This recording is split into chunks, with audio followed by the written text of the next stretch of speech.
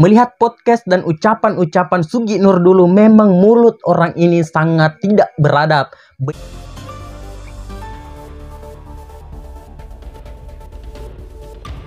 Kita semua melihat Sugi Nur ini ibarat sudah jatuh terhempas dengan kerasnya, malah tertimpa tangga juga. Ada tamparan keras buat si Sugi Nur. Ia dituntut 10 tahun penjara oleh JPU di Pengadilan Negeri Solo. Jaksa meyakini bahwa Sugi Nur telah bersalah karena telah menyiarkan berita bohong dan dengan sengaja membuat keonaran di kalangan rakyat secara bersama-sama.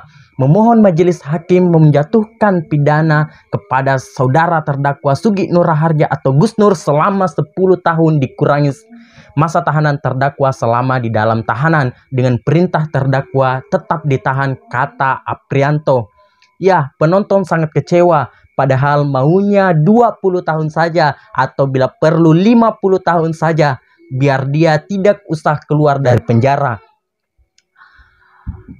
Rakyat juga pasti akan senang dan berterima kasih kepada JPU. Tuntutan di markup pun juga tidak akan ada yang protes. Padahal sudah ada buktinya bahwa Sugi Nur telah bersalah dengan bukti berupa flash disk berisi video unggahan video Gus Nur, 2 lembar screenshot postingan video pada akun Gus Nur, serta 2 buah kursi, kemudian barang bukti berupa kamera dan lainnya.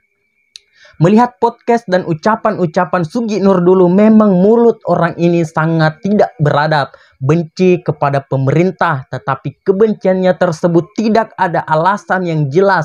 Dia cuma membenci saja, entah karena kenapa. Tapi sekarang dia sudah terkena batunya, ibarat tupai jatuh meski sudah jago dalam melompat. Di sini Sugi Nur sudah masih kurang profesional dengan mengatakan isu ijazah palsu itu merupakan produk Bambang Tri. Dia mempertanyakan tuntutannya sama dengan Bambang Tri. Produk ijazah palsu tersebut bukan saya yang punya, tapi Bambang Tri yang punya. Ia pernah menuntut perdata di PN Jakarta Pusat. Dia menulis buku observasi. Saya hanya YouTuber yang mengundang narasumber, tapi tuntutannya sama dengan Bambang, kata si Sugi Nur ini. Sugi Nur kemudian keberatan dengan tuntutan ini dan rencananya dia akan sampai mempledoi kepada persidangan pekan depan. Kalau si Sugi Nur ini memang punya niat baik, pastinya dia akan mengecek dulu kebenaran yang disampaikan oleh Bambang Tri. Tapi dia ini malah menikmati, senang, puas dengan sesuatu yang tidak jelas tersebut, bahkan bisa disebut dengan kebohongan. Bambang Tri pun dikasih panggung, habislah sudah si Sugi Nur ini. Nah, dia ikut menikmati, dia juga harus ikut bertanggung jawab. Sudah benar kalau dia dituntut 10 tahun, meskipun banyak orang yang mengatakan masih kurang lama. Bicara tentang Bambang Tri, ini juga tidak kalah lucunya. Sebanyak 13 pengacaranya yang membela Bambang Tri malah mengatakan mundur. Bambang Tri ini dulu pernah mengatakan bahwa dan menuduh Pak Jokowi sebagai jasa palsu, dan sekarang sudah terdakwa sebagai ujaran kebencian dan penistaan agama bersama dengan Sugi Nur. Ibaratnya 2 orang yang sama-sama membenci dengan Jokowi, ketemuan satu frekuensi, satu tujuan, ngomong yang nyambung. Terdakwa saat menjelekkan Jokowi tanpa alasan yang jelas, sekarang dua-duanya kena batunya. Sugi Nur malah mau melarikan diri dan tidak mau senasib dengan Bambang Tri. Sepertinya begitu cepat mereka cakar-cakaran, padahal baru kemarin mereka berpelukan kayak Teletubbies. Menurut koordinator tim advokat Bambang Tri, Andika Dian Prasetyo, pengunduran diri massal ini karena pada persidangan pekan lalu saat agenda pemeriksaan terdakwa, Bambang Tri memecat salah satu kuasa hukumnya, yaitu Zainal Mustafa.